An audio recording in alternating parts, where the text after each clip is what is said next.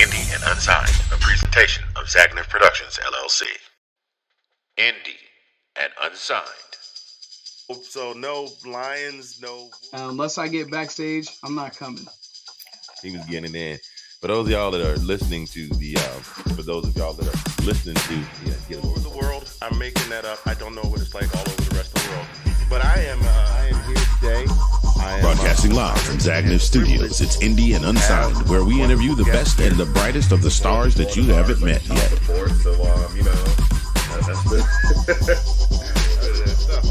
Yeah, last time I talked to y'all, I was bragging. And now it's time for another episode of Indie and Unsigned with your host, Mr. Fingers. Episode 2 of Indie and Unsigned. I'm your host, Mr. Fingers. Good afternoon, good evening, ladies, gents, boys, girls. Hope that everybody is doing well. How are you? How are you? And how are you? And how are the rest of you? Welcome to this week's edition of Indie and Unsigned, the show where we interview the best of the stars and artists that you have not met yet. And today this is episode 5, and I've had a lot of fun with the guests that I've had on today, that I've had on so far.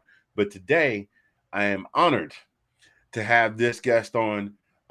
We have known each other now for just a hair under 4 years. This man and I share a fraternal bond. He is a motivational speaker. He is a book author. We're going to talk about all of that.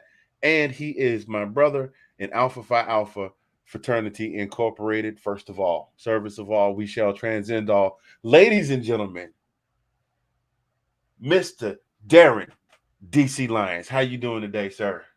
Excellent, brother Handy. How are you doing? I'm doing well. That's the wrong sound effect. I wanted that one. That was a little more subtle. Thank you. Glad to be here. Yes, sir. That other one sounds like a bunch of drunk people getting really rowdy. We didn't want that one. I'm doing well, man. I'm doing well. Since we last talked. Oh, by the way, I want to send a shout out before we even get into the interviews to the youngest of the Fingers Clan, AJ. Our youngest is now 21. All of our children are now 21 years old. He had a great time. He came by, had that $1 million spaghetti that I had on Facebook. We made that spaghetti casserole, and then we put on a movie, and most of us went to sleep. And by most of us, I mean me. But anyway, doing very well. I'm honored to have you on, man. I mean, I have been nothing but impressed by you since I met you. Oh, thank you. And today we're here to talk about many things, but not the least of which is your book. It's called With Worn Out Tools. My lights are too bright, so I have to get a little close there. And we're going to talk about where everybody can get that. But first of all, I want you to just kind of introduce yourself to the viewing audience and let them know a little something about yourself. Wonderful. Thank you so much for being here. Do I call you Brother Handy, Mr. Fingers? What would you prefer to be addressed as? We can stick with Brother Handy. We can stick with the fraternal bonds and see that everybody else don't understand it, but we understand it, so we good. Sounds good. Glad to be here. My name is Darren DC Lyons. I'm a trainer, coach, and speaker and writer. My wife and I, a few years ago, started a company, Courier Inc. Courier Inc. The name Courier comes from I call it my superhero name, combination of king and warrior. And our company we do training, we do coaching, we do speaking. We have a executive clientele of about 20 executives, everything from pastors to corporate executives. And we stopped this business to really help with writing our book. We wrote a book back in 2018, our first book, A Day in the Life in the Skills Nursing Facility, which is 19 short stories about my time, a young man being trapped in a nursing home. And then my latest book, With Worn Out Tools, which is the story of how I went from being a corporate executive, traveling the world, enjoying my life, to a below-knee amputee. And I take people on that journey, Brother Handy, on having everything and then fighting your way back to really making the best of what your life was left. So that's what With Worn Out Tools is about. And I do it in a very, I think, a very inspirational, funny, and faithful way. It absolutely is. God, I said I wasn't going to do that. You and I have this thing. Brother Lyons also has. We also have a amongst the brothers in the chapter and other people that are willing to join. We have a monthly mastermind meeting group, Yeah. and we come up with a set of goals for the next meeting. We hold accountability. We hold each other accountable for these goals that we had, these milestones that we set. And one of the things that I did all the time was I said a lot.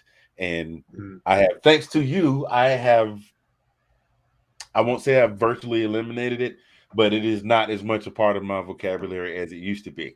Wonderful. Now, I say that to say this. The word has been replaced by the word absolutely. If you watch any podcast that I'm on, that is my response to absolutely. Absolutely. He's absolutely going to get it done. There's no way. It's absolute. So, wow, I got off track. But anyway, we're going to get back into this. I met you, Brother Lyons. I believe it was the first get together we had at the house when we had the brothers over from the chapter, because we were doing the media presentation for the state convention. I believe it was. I think so. You're right. I think it was for the state convention, and we had a little bit of time to talk. And we've had a standing coffee date. Inside joke. We've had a standing coffee date for about 4 years now. But I think we need to take care of that. I'll be out of town this weekend, but we will talk after the show. We're going to do this. I'm just going to go ahead and say, let's do this. But I had an opportunity to talk with him a little bit. And since we've been with the mastermind group, I've had more opportunity to talk with Brother Lyons and see now, because I'm on here, just because I said I don't say I said it 3 times in the last 35 seconds. And I had an opportunity to sit, and when I opened this book and started reading it, I think I tore through about half of it in one sitting, and then read the other couple of days later, read the rest of it all the way through. So I want to touch on something. Tell me, you never told me that you were into music. So how did you go from music into corporate America? Please break that down for me. Well, I studied voice for a couple of years at George Mason University, a voice major. And then my father asked me, well, what you going to do with that music degree? What's your plan? And I couldn't really answer him, so I switched over to history. This was a class I took. So, and I don't know if I had a plan with history as well, but I enjoyed music. Grew up singing. Grew up really enjoying singing, and they had me do some Italian arias. And that kind of turned me off doing music. Yeah, that really, my music teacher, she had this real way of starting with something very difficult, and then she said everything else would be easy. That was her way of teaching me, and she was right. But it was so difficult that I got turned off. So I did not complete my music degree. Man, why? Why not double up? That make you a double threat. Or triple or quadruple threat. You know, author and an entrepreneur and a coach and a book author. And then I said book author already, and a musician. Now, did you play any instruments, or was it just strictly voice? Played a little piano. My piano mostly was taking young ladies into the music room and trying to impress them with my piano playing. A little piano. That's it. We really didn't have any other instruments, but I still sing every now and then in church. I'm not laughing at you. I'm laughing with you, and it must just be a college thing, because I'm not going to sit here and tell you that I may or may not have been in the music room at the student union serenading some young lady while playing the piano. That was my big move, man. My big move was serenading in the music room. Let me put my songs for you. And the funny thing about it was I never got to go out with any of them. I went out with one girl, and we went on one date, and she got sick in the middle of the date. So the woman that I wound up marrying didn't even go to Savannah State. She was going to Armstrong State University across town in Savannah. So none of the women that I serenaded the entire time I was at Savannah State except for one, did I wind up dating. But that was my move, man. Yeah, that was my big move as well. So I want to get into this book. Now you mentioned the earlier book. Yeah. What I mean, your story is inspiring. After having read it, it's inspiring. But what made you decide I'm going to put pen to paper and put Mhm. this out? Like, because when you write a story about yourself, an autobiographical story, and it is factual and nothing is omitted, you literally bearing your soul to the world. So what made you decide to put pen to paper and do this? Great question. I I was writing just to really spend some time with my own self therapy. And when I wrote A Day in the Life in a Skilled Nurse Facility, it was a combination of these short stories. And people started saying, well, you should write a book. And it really was going into, if you think about my story, I had my leg amputated, my left leg amputated in February of 2017. And I started dialysis in later on that year in November of 2017 as well. Those hours I was in dialysis, Brother Handy, I would spend with my left arm attached to a needle, right, running through the process of dialysis, and my right arm typing on my Mac. It really was therapy for me, really working out things of this new transition of going from being a corporate executive to being this new disabled person and being kind of thrust into this new life.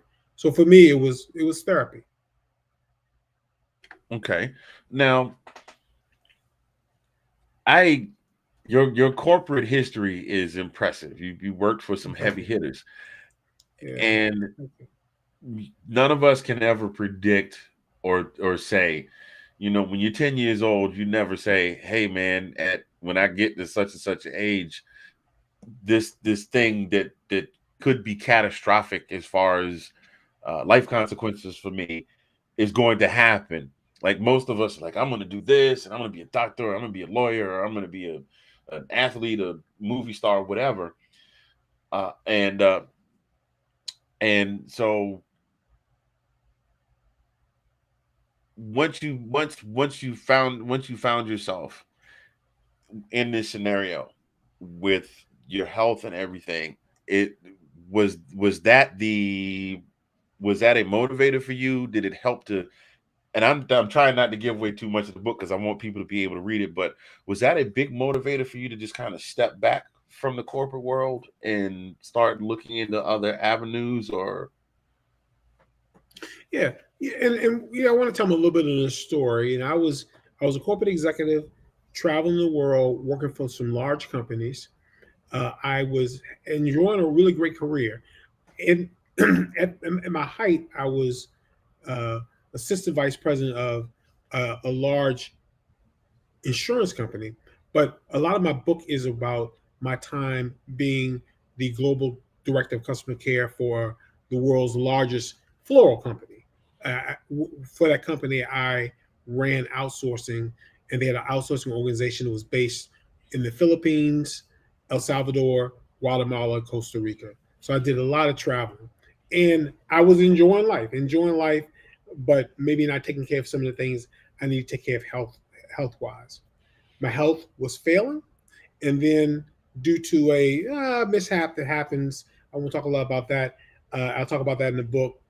I had a cut on my leg and wound up limping my way into a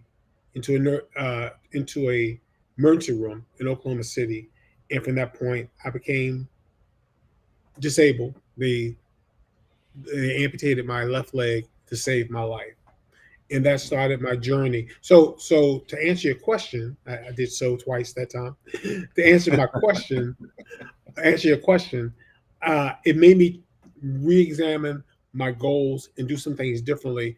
But a lot of that was because I was now newly disabled, because I was now in dialysis.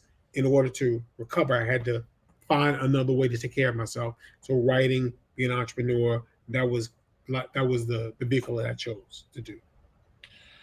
now, what was the most difficult part aside from the money? What was the most difficult part about stepping away from the corporate world and essentially just totally changing trajectories? I would say the most difficult thing is structure. Having going from having a structure where things are kind of forced onto your calendar to you saying, what are you going to do today? Having a plan for yourself, having a ritual that you get into to get yourself motivated to move through the week. That along with the constant paycheck, it is having that structure as well, and the motivation. What I didn't know, Brother Handy, is that the whole world will go through this whole change of working by themselves or working from home. I went from going into an office, being around people. When you run call centers, which is what I did in operations, you are surrounded by many people to bounce ideas off of. Now, how do you get that same energy working by yourself, right? How do you get the same energy and drive working, being your own boss? And that's been a lot Testify. of the struggle. Yeah, yeah. Testify. Those first 6 months or so was rough Mm. with COVID. It's granted we still now. It's a good thing that if it had to happen, it happened in this day and age, because we now have the tools available to Yeah, us to it's true. network. And Microsoft Teams, I think at that point we were using Skype, and we were able to get on calls and Zoom and those types of things. But it was no replacement for having the people and the bodies physically around you, being able to Right. get up and walk across the suite and talk to somebody. So when you said that, as folks say, this is one of the sayings that's popped up in the last 4 or 5 years. I felt that in my spirit when you said that. Yeah. So now you speak about, you mentioned your wife, and God bless her, kudos to her, uh, being a caretaker. Like, was she looking at you like you were nuts? Like, are you kidding me? Like, they cut your leg off and you writing a book? Did she ever give you that? Like Job's wife? Did she ever give you one of those? She did not. She was very supportive and really continues to push me, and she won't let me feel sorry for myself or feel bad about what I'm going through. I like to always say my wife is from Liberty City in Miami, right? She is no punk, right? And she, and she won't put up with me being a punk either, right? So if I ever start to feel sorry for myself, if I start to feel down, she really pushes me. And she'll even have me joke about stuff as well, right? Like a joke about, like she'll say, I'll say, I got to put my leg on. She's like, you don't hear that every day. She really keeps me going with her sense of humor as well. And we have a chance to laugh about it. And that's been it. I talk about in the book and with one of our tools, how my kids are really my motivation. My grandkids are my motivation for keep moving, my motivation for getting up and keep going. But my wife has been, if they're the motivation, my wife has been the engine, right? She's been the engine for that. Um, Now, and she holds me accountable as well. A lot of the health issues that I was trying to turn around, I was trying to get better. I look at it as I owe it to her, right, to really try to do that. So she was very encouraging with writing the book. She's very encouraging with all the things that we try to accomplish since the incident and since my health has failed. There's nothing like, if you could ask 100 married men, and happily married men, and because all married men are happy and all married women are not happy either. We gonna be fair on both sides, ladies. If it's any of y'all watching, please don't be in my Mhm. inbox, okay? But you ask 100 happily married men, and they will tell you there is nothing like having a spouse that is supportive in all Absolutely. aspects. And it's true to the vows, like in sickness and health, for richer, for poorer, you know, forsaking all others, all etc. All the whole kit and caboodle. Yeah, Now, absolutely. during, as you move through surgery and into rehabilitation, was there any, well, did you ever, because I read the book, it didn't really seem like there was anything that you really didn't let anything stop you. You might have had a few moments, you know, but as a very a poem that is very near and dear to both of our hearts, says, tired moments find me a delightful treat. But Mhm. we you never really seem to, from what I've read, aside from having the moments of, why did this happen? You didn't say it in so many words like that, but you really didn't seem to have any, other than maybe your physical therapist. Yeah, I think just like anybody else, I like to, and with one of our tools, I give these tools at the end that you have to, the things that you have to depend on when you get on later in life. And one of the tools I talk about is faith. And I like to say, Brother Handy, I don't like to pretend that I'm this great monument of faith. I like to say I'm glad that God said you have to have the faith of a mustard seed, because if I had to have the faith of an avocado seed, I'd have been out of luck, right? You know, if you have a little bit of faith, you can move forward. You can move mountains. That's what the Bible says, and I've come to believe that. And I depended on my faith to get me through kind of those issues. And the moments in the book where I talk about those incredible heights of having my 50th birthday party, but the incredible lows the first time that my cardiologist asked me about going into, having a stent put into my heart. And the way I felt at the moment when he told me I would have to have this operation for my survival. And even I talk about the first time I'm wheeled into a nursing home for therapy, right? I talk about a lot of those moments that I really was low and needed my faith to get me through. And that's what I encourage people to really lean in on the things you've been taught, lean in on the things you believe, and trust those things. Trust those things. Yes. And you talked about having faith, and I mentioned poetry earlier. So I would like for you to give a little brief synopsis of how you came up with the title of the book. As you know, when I saw the title of the book, I was like, that was like, my man. Yeah, the title of the book, with one of our tools, comes from the poem "If" by Rudyard Kipling. The poem that goes, "If you keep your head about you, when all around you losing theirs and blame it on you. When you trust yourself when all men doubt you, you make allowances for your doubting truth." And in verse 4 of that poem, it says, "If you can bear to hear the truth you've spoken, twisted by knaves to make a trap for fools, and watch the things you gave your life to broken, and stoop and build them up with worn out tools." When I decided to write my book, I said I would call my book "With Worn Out Tools" because that's what you have left when you go through your life, right? You have this bag of tools that get worn out over time. If your tools are your good looks, they get a little worn out as you get older, right? If your tools are your sense of humor, you just get a little corny as you get older. But the good news about tools, Brother Handy, is that they can be sharpened again, and they're dependable. They're dependable. Yes, sir. Yes, sir. They read that poem at, I want to say it was at junior's middle school graduation. And just when they got to the last stanza, I just had a little tear creep out the side of my eye. My wife was like, "Are you crying?" And I had to explain to her how we had to learn and memorize all of these poems and be able to recite them at will. And that was, that for me, that was the last stanza is the one that always does it for me. If you can fill the unforgiving minute with 60 seconds worth of distance run, yours is the world and all that is within it. And what is more, you'll be a man, my son. Because and it touches me because, I have 4 children, and of those 4, 3 are boys. And so it's kind of like a passing of the mantle on to the children. So, but yes, I needed you to drop that knowledge for me, drop that knowledge on everybody so they know what I'm talking about.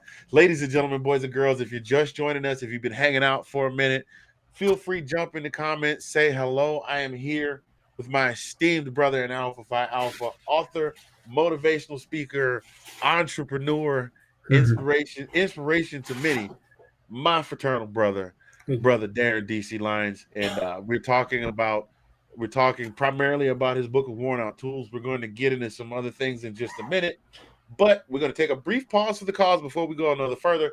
We're going to let one of our sponsors, we have a little something from our sponsors. So you guys hang tight, and we'll be back right after this.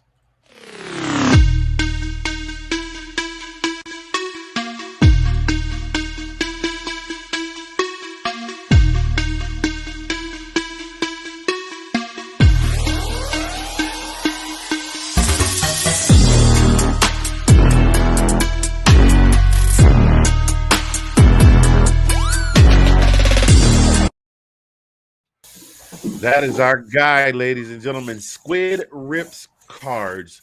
That is our guy, Sidney Swinton. He is a member of the Let's Talk Football family of podcasts, to which one of my podcasts is also a part of that. He is live on TikTok twice a week. You want cards, football cards specifically, he's got them. Everybody in the Let's Talk Football family's been getting them. I haven't gotten any because I got no place to store them or anything like that. Plus. Well, I'm not even gonna tell a fib on my wife. I was gonna say my wife won't let me have any, but I'm not gonna fib on my wife. We're not gonna do that. But he's getting everybody hooked up. If you want a card, he can get it. I don't think there's a single card that he hasn't been able to get for somebody if they've asked for it. So check him out on TikTok at Squid Rips Cards. If you can't remember, it's running right down in the bottom in the crawl of the screen. Also, ladies and gentlemen, take a minute to like, share, and subscribe to this video. Drop a little something in the comments for us. Tell us what you like about it. Even if you don't like it, tell us what you don't like about it, because every interaction with this video helps the algorithm. If you want to follow, we're all over the place. We see all our socials up at the top, down at the bottom. If you want to be a supporter, there's our Patreon page over here. And if you want to pick up some apparel, right over there in that corner underneath Brother Lyons, hit that QR code. Etsy.com/shop/Zagnif Apparel Design. That is where I got this very snazzy looking hat, and you can have one too. So we're gonna get back into this interview. Brother Lyons, I can't tell you, we talk once a month, and I'm talking to you today, and I never cease to be able to just pick something out of the conversation that we're talking about, whether it's just a moment of inspiration or just to read your story and know where you came from and the place that your health took you to and how you have worked yourself up out of that. Now, of those three, like I met you at the getting up out of it phase is nothing short of inspirational. And we're not done with the interview. I'm just making sure I say I definitely want to thank you for your mentorship and your time. Right. And sometimes we don't even have a mentorship session. We'll just get on and we'll just talk and then just go, "How you doing today, Brother Andy? You doing okay?" Right. And we'll talk. And I'll ask him the same thing. We'll just talk some things out. And that's one of the biggest reasons. The second biggest reason that I joined Alpha Phi Alpha, of course, my father and my uncle are brothers. My uncle is going on into Omega chapter, but everybody that I was around that was an inspiration in my life, from clergymen to businessmen to physicians and teachers.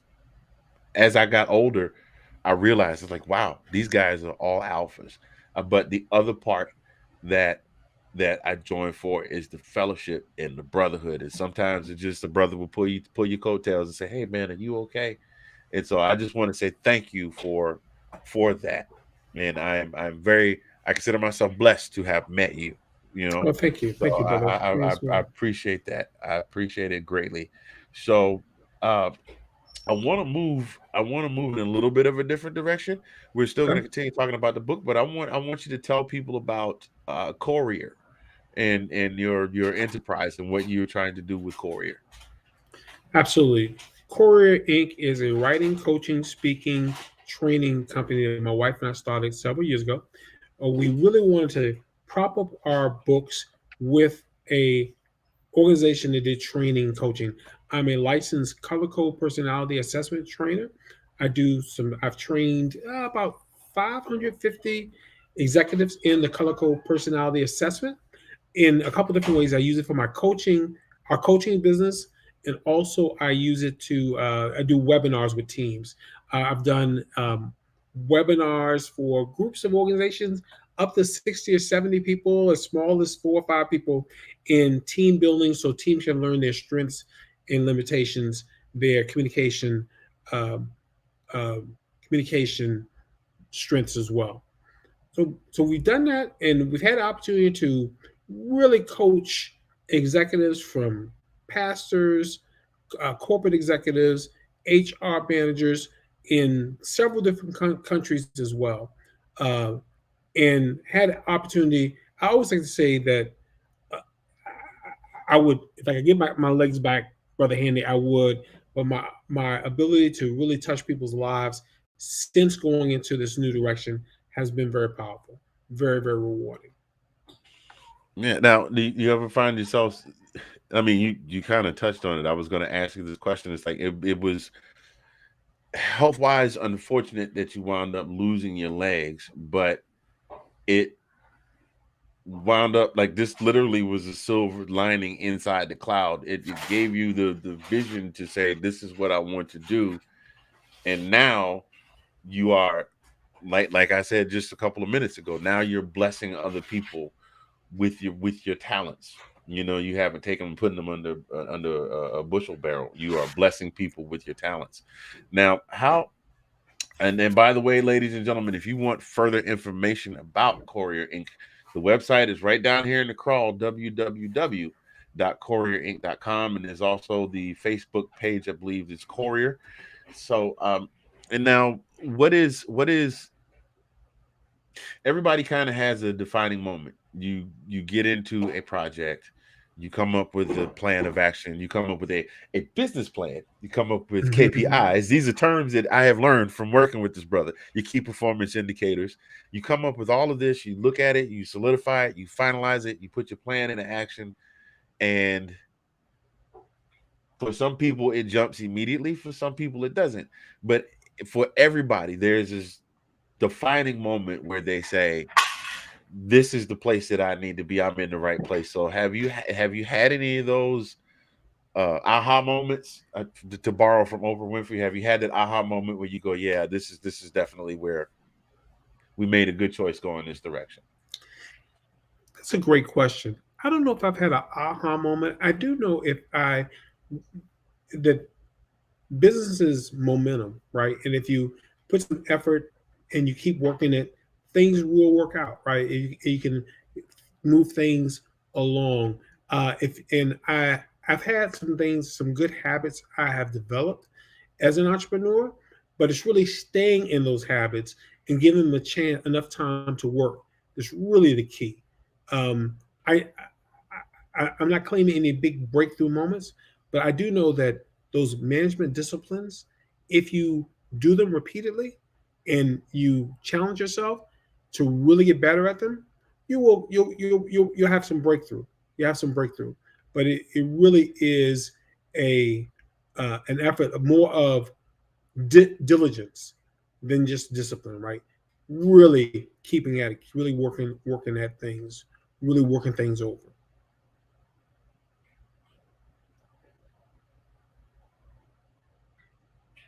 Oh, I think you might be muted.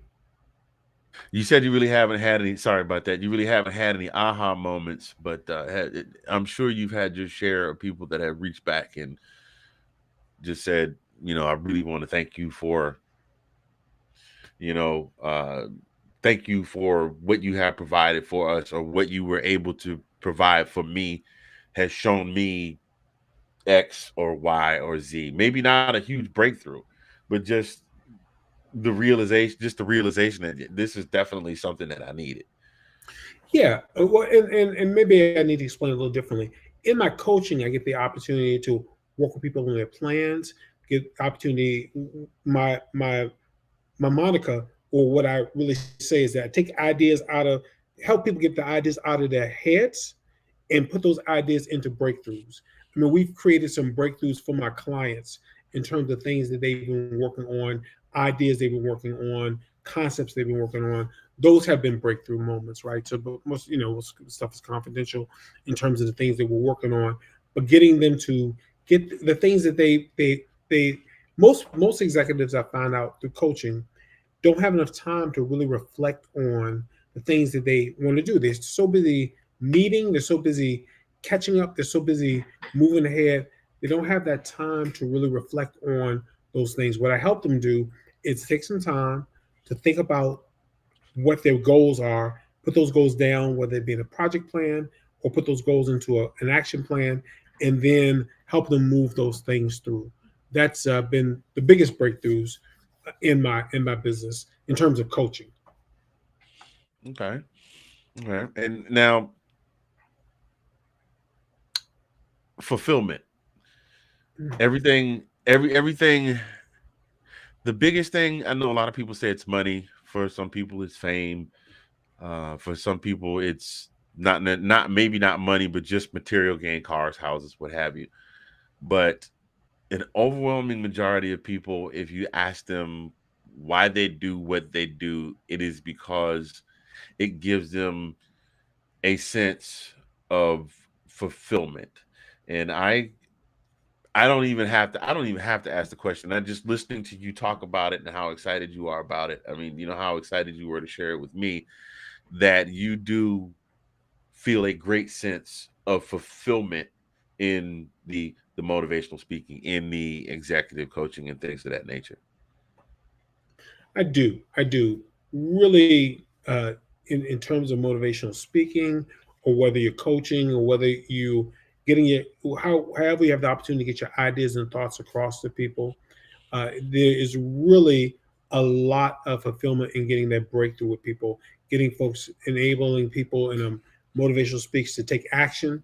I talk a lot about. I've had a chance to talk a little bit about my weight loss. I don't know, we haven't mentioned that, but I used to weigh 465 pounds, Mm. and and if I was weighing in the other day, right under 200 pounds. So I've lost around 270 pounds. And it's getting anyone to take any type of action, getting someone to take some type to make some movement towards the goal is Mm. is huge. It's huge. I mean, I've had those personal things myself, and if I can get through coaching someone, get the ability to take some action, that is very motivating, very powerful. And don't get me wrong, money, possessions, all have their their um, um, their motivations. But getting someone to really change a habit or start a new habit, that's huge, huge. That is huge. That is. I'm going to go ahead and drop. I have to hit the air horn. That's a new rule now from my co-host. Anytime I drop it, absolutely, I got to hit the air horn. But that is huge. 260. You lost me, because that's right about where I weigh right now. That is incredible. Yeah, full That grown is, man. Yeah. yeah. That's incredible. I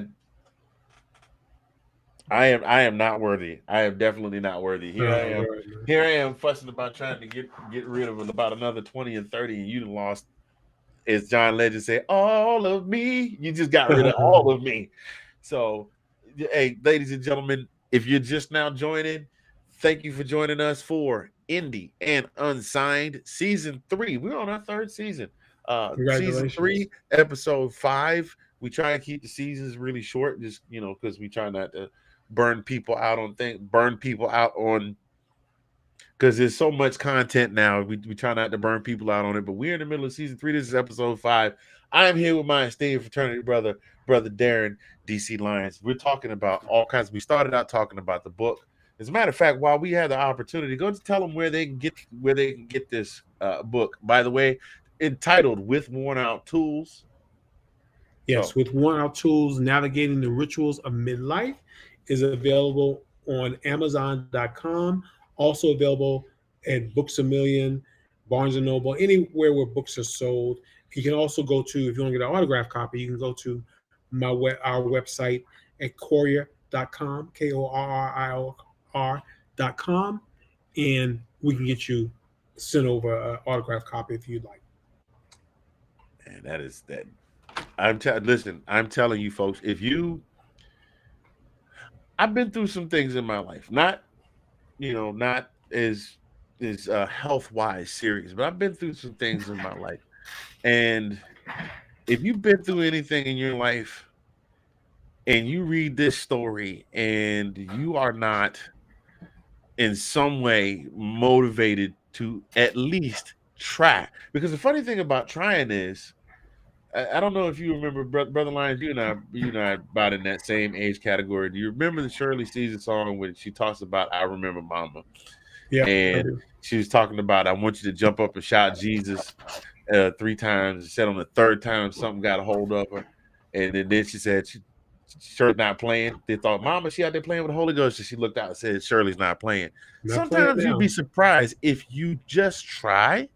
Yeah, If you just start moving, it's what is it? The law of physics: a body when in motion will stay in motion and will stay in stay in motion. motion until acted upon by an outside force. That's one of Newton's laws of physics. If you just try and get moving, and then after a while you start to see, you'd be surprised. You really would be surprised. Even I use myself as a case in point. This was not even a thought 2 years ago.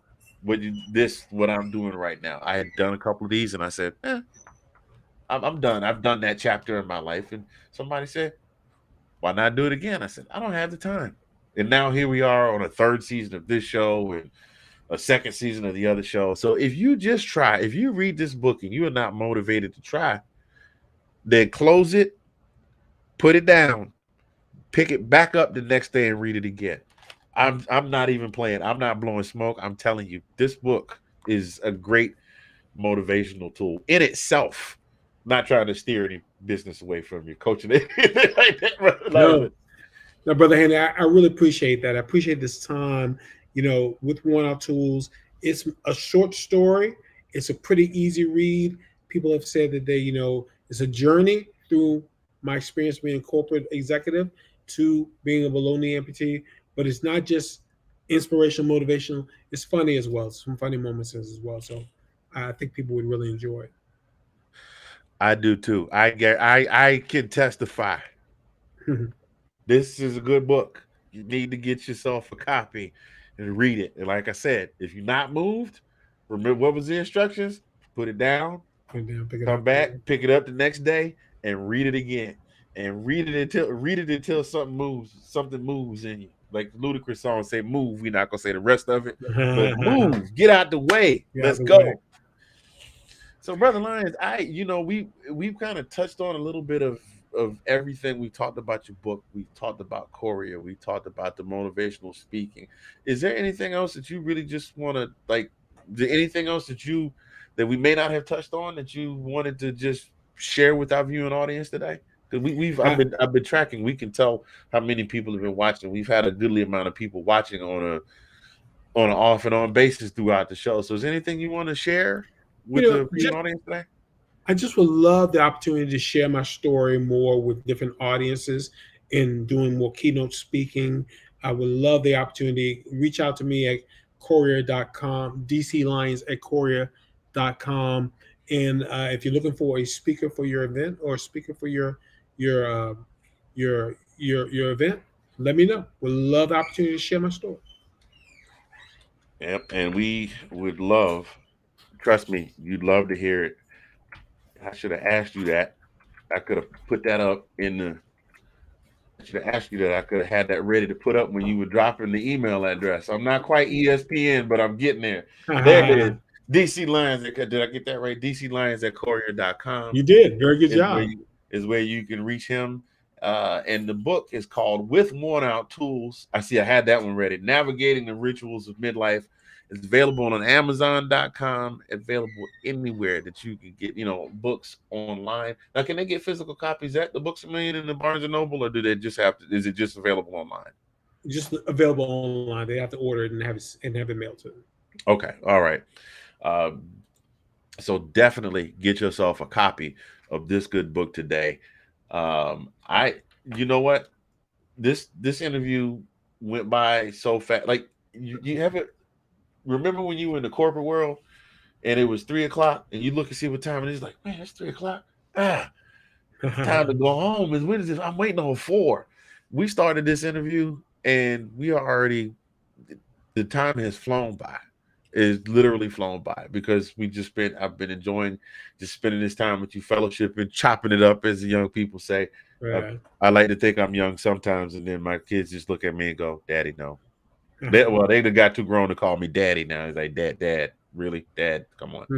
But I have enjoyed this time speaking I with have you. as well. I have as well. Any last anything else you want to let everybody know about before I let you have that? www.courier.com is the website. If you want to reach out to Brother Lyons about motivational speaking, you can find him and you can reach him at DC Lyons at courier.com. Again, the book is titled With Worn Out Tools, Navigating the Rituals of Midnight. Now, Brother Lyons, the floor is yours. I just want to thank you for your time. I want to thank your audience. And I've really enjoyed getting to know you. And I'm looking forward to our next mastermind group as well, Brother Handy. Thanks so much. And that is this coming Sunday. Is that this Sunday? Well, I think we need to reschedule because I had to reschedule from last week. So, Well, that's the thing. You know what? Let me go ahead and say goodbye to the folks and hang out after the closing credits roll, and we can discuss that. So, ladies and gentlemen, I want to thank once again my brother, Darren DC Lyons, for joining us today on Indian Unsigned. I'm not playing. Go get yourself a copy of the book. Amazon.com, books them in your Barnes and Noble. We're going to get out of here. We will be back soon. I don't have an episode next week just because I will be traveling and I will just be getting back in town. But keep your eyes peeled. We will definitely let you know when we will be back on. So until then, on behalf of Zagner Productions, Indian Unsigned, and myself, today, Brother Handy, even though it says Mr. Fingers, today, Brother Handy and my brother Darren DC Lyons, we appreciate you, and we will see you next time.